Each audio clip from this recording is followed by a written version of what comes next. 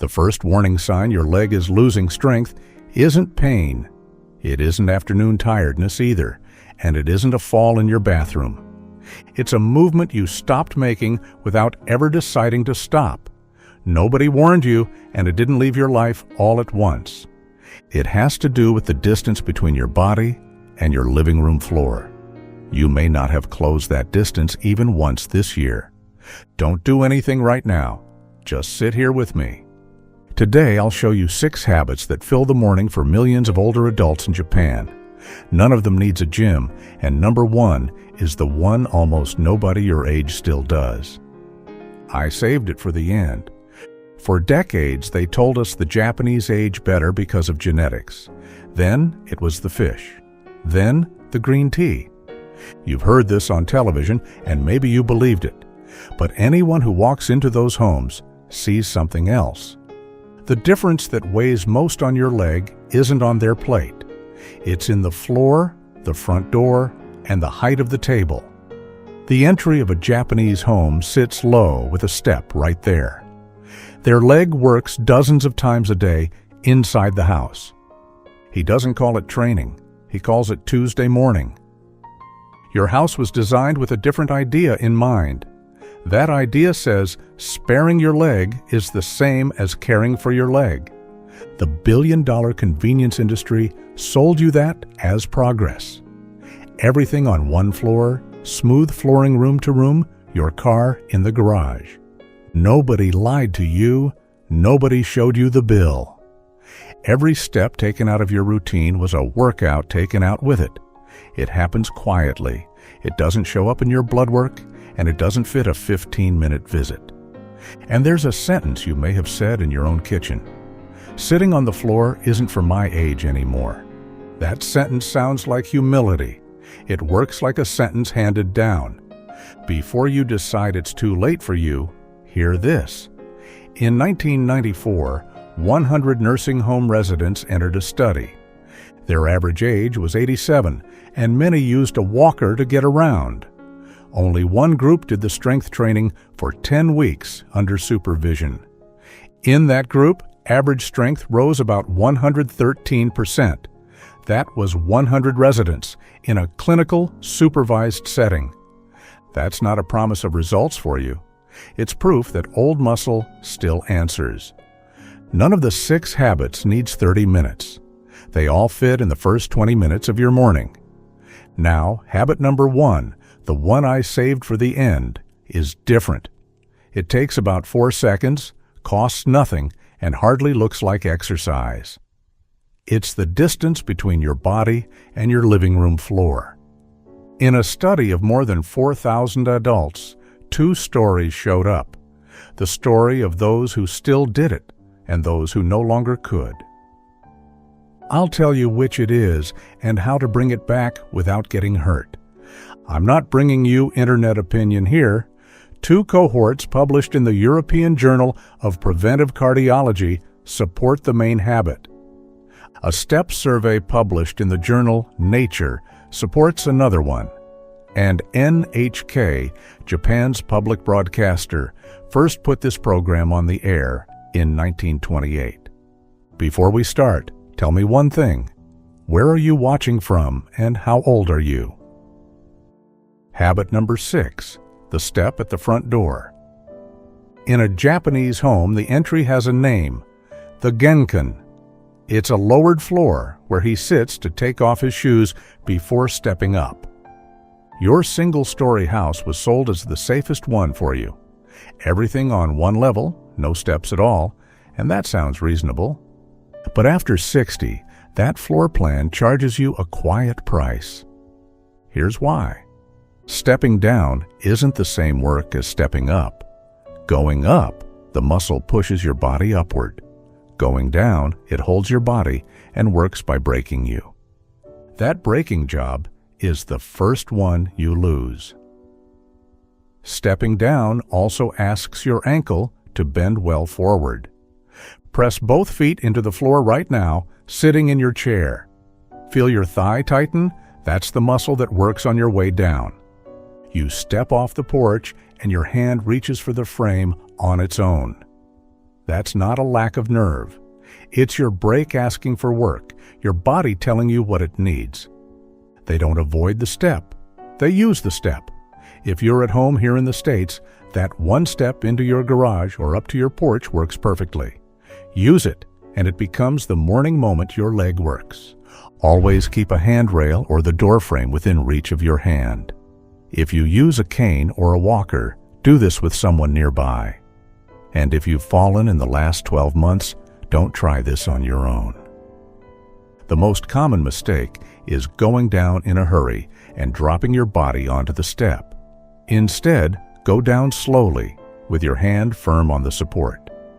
But that control only comes back if it happens every day at the same time. And that's exactly what habit number 5 is about. Habit number 5, 3 minutes of radio at 6:30 in the morning. Every day at 6:30, NHK airs Radio Taiso. 13 movements in 3 minutes, on the air since 1928. It paused after the war and came back in 1951. A Japanese government survey estimates 27 million people do it, at least twice a week. 3 minutes sounds like far too little to matter. But after 60, what decides the result isn't the length. Your body will spend much of the day sitting in a chair. Your hip, your knee, and your ankle stay for hours in the same closed bend. This habit takes your 3 joints through their full range before that. It isn't a strength gain, it's your joint being opened early. The variable that matters isn't the time. It's that you don't have to decide anything. The radio comes on, and your morning already has it built in. You bought the sneakers and set it all for Monday. Then the rain came, your appointment came, and your grandchild came. I won't give you counts or reps because this isn't a gym class. If you do it standing, stay near a firm chair or your counter. If you use a cane or walker, you can do similar moves seated. And if you've fallen in the last 12 months, do this with someone home. The most common mistake is picking a free slot inside your day. Free time doesn't exist, and you know that very well. Instead, tie this habit to something already fixed in your home: your coffee, your radio, or the window you open every day. And it's right at that window you open that habit, number 4 lives. If you're still here and this makes sense, comment number 1 below. Now let's get to point number 4. Habit number 4, hanging the laundry and airing the futon on the balcony. In the morning, the laundry goes on the line and the futon takes sun on the rail. The arms go above the head and the heel leaves the floor. This looks like plain housework. But after 60, it's a balance challenge dressed up as a chore. Because when you rise onto your toes, your calf takes your whole weight. When your arm passes your shoulder line, your weight goes forward. Your center of mass leaves the base of your feet, and your body has to correct it. In Iowa, Marilyn, 66, has had a dryer for 30 years. She hasn't hung a piece of laundry since she was 40. She needs the step stool to reach the platter from the top cabinet. She decided the problem was the furniture. The problem was never the cabinet. It was the ankle and calf she stopped using. She didn't lose that in a year. She lost it over 30 mornings a year for 30 years. Lift both heels off the floor now, sitting there, then lower them slowly. What lit up behind your leg is what the dryer retired. The habit is to use the high reach your home still offers you. Do it with one hand resting on the counter. Don't do it alone if you've fallen in the last 12 months. If you use a cane or walker, you can do the same thing seated with someone beside you.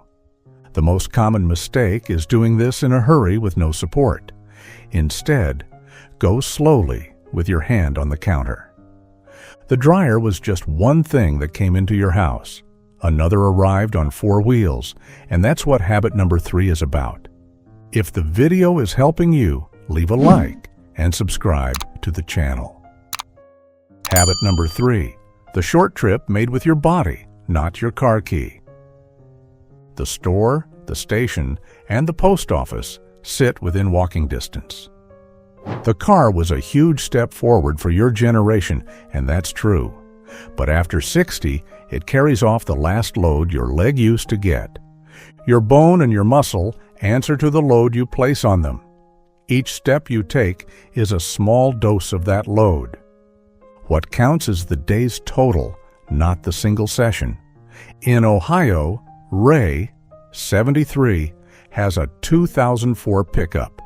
He takes that pickup to the end of the street to get the mail. Ray isn't lazy, and I need you to understand that. Nobody told him what those 200 yards meant. They were the part of the day when his leg worked. He thought he was saving time. He was saving his leg. In the largest step survey ever done by phone, 717,000 people were measured. That's 111 countries, and the United States came in at an average of 4,774 steps a day. Japan came in among the most active, with the smallest gap between its most and least active. It's a population snapshot by phone, biased toward people who use an app. It's good for comparing cultures, not for promising anything about your case. The most common mistake is thinking it only counts as a 30-minute walk. Instead, give the short trips back to your body. Before I go on, hear one thing. If the weakness in your leg came on suddenly, that's another conversation. If it's only on one side of your body, that's another conversation too. If your speech changed along with it, that's another conversation. And if one leg swelled on its own, with pain and heat, that is too. This isn't aging, and it isn't the subject of this video. This is a phone call to your doctor the same day. Everything I describe here is the slow change, the one that takes years. And your slow change announces itself first, down low, near the floor. Habit number 2, squatting for the low tasks instead of bending your back. Tending the toilet, working the garden bed, pulling the pot from the low cabinet. Over in Japan, this is done in a squat with the heel on the floor. The step stool and the long-handled grabber solve that for you. Each of those fixes bought your comfort today. But after 60, it pays that bill with your range of motion tomorrow. To squat with your heel on the floor, your ankle has to bend forward. Your hip has to fold deep along with it. Tissue that never reaches the end of its range shortens in silence. It doesn't hurt, it doesn't warn you, and it shows on no test of yours. And one day your hand starts reaching for the furniture to get to the floor. Maybe you already recognize this inside your home. You bend with your back instead of folding your knees. You put your shoe on sitting on the bed, foot up on the other leg. I won't ask you to squat now because you're sitting. Notice where your foot is right now, under your knee or ahead of it. The real habit is to choose the low version of the task when it shows up, and to do it near a firm support, like your counter. If you use a cane or walker, there's a seated version of almost all of this. And if you've fallen in the last 12 months, don't try this alone at home. The most common mistake is trying to get it all back at once, going to the floor with no support. Instead, use the height you already own, with your hand firm on something. And that brings me to the movement that ties together everything I've told you so far. Habit number 1, getting down to the floor and up from the floor, every day. In the Japanese home, this isn't exercise, it's the structure of his day. He goes down to the tatami and eats at a low table before coffee. But after 60, this is the most revealing movement in your house. Getting down and up from the floor asks 4 things of your body at once: leg strength, balance, hip and knee range, and trunk coordination. That's why it isn't a test of one muscle of yours. It's a portrait of the whole set. Now comes a number you need to hear carefully. A study published in 2025 followed 4,282 adults from 46 to 75. The median follow-up was 12.3 years, and there were 665 deaths in that time. In the group with the best sit-to-stand score, 3.7% died of natural causes. In the group with the worst score, it was 42.1%. A 2014 study with 2,002 adults found the same pattern. Now hear the part almost nobody tells you. This doesn't mean sitting on the floor makes you live longer. It means that ability walks alongside everything else, still standing in you. Those who score worse usually have more underlying disease already in place. It's association, not cause, and that difference matters a lot to you. And please, don't get down on the floor now just to see if you can. That's not what this conversation is for. In Tennessee, Frank, 76, has used a cane since his kitchen fall. He won't go back to sitting on the floor, and he doesn't need to. He uses the adapted version, going down to the low armchair, then to the sofa. His hand stays on the arm of the furniture, and the cane stays where it is. The most common mistake is going down without a thought for how you'll get up. Instead, pick the firm furniture your hand will use on the way up first. And here, I need to be clear with you. Installing the grab bar and rebuilding the leg are not two options. They're two halves of the same plan. The bar keeps you from breaking your hip this very year. The habit keeps you strong enough to still climb your porch steps 5 years from now. A handrail, cane, walker, and non-slip mat are not your enemies. The enemy is the idea that you'd have to choose one over the other. And this is where this conversation stops being about your muscle. Let's recap the 6 with you.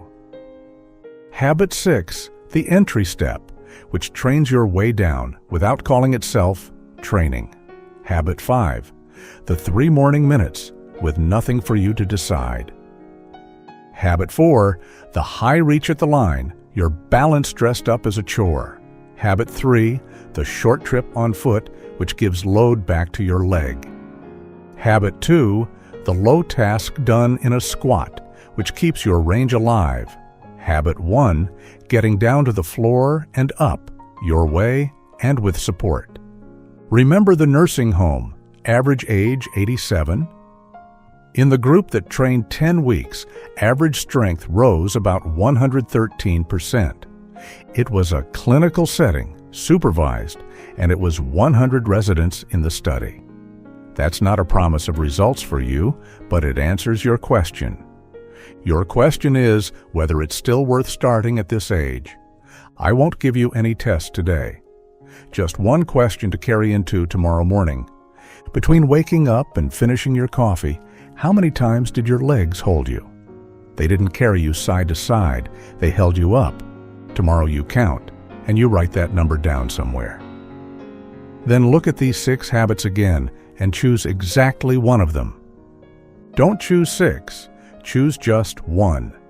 That's small, consistent action, and it's how this works. This video is for educational purposes and doesn't replace medical advice. Every health situation is unique, especially if you take medication daily. Talk with your doctor before you change diet, exercise, or treatment. It's about driving to your daughter's house whenever you want to. It's about sitting on the living room floor with your grandchild and getting up on your own after. It's about not having to ask a 7-year-old to go get his dad. It's about living on your own terms, in your own home, your own way. Stay strong, stay steady, stay independent. Because aging isn't something you endure, it's something you steer. Now tell me in the comments which of the 6 you'll choose for tomorrow. And if this video helped you, leave a like and subscribe to the channel. In our next video, we'll talk about the pain in your knee coming down the stairs. You'll understand why the real cause usually sits above and below your knee. Thank you so much for staying with me all the way here, and see you next time.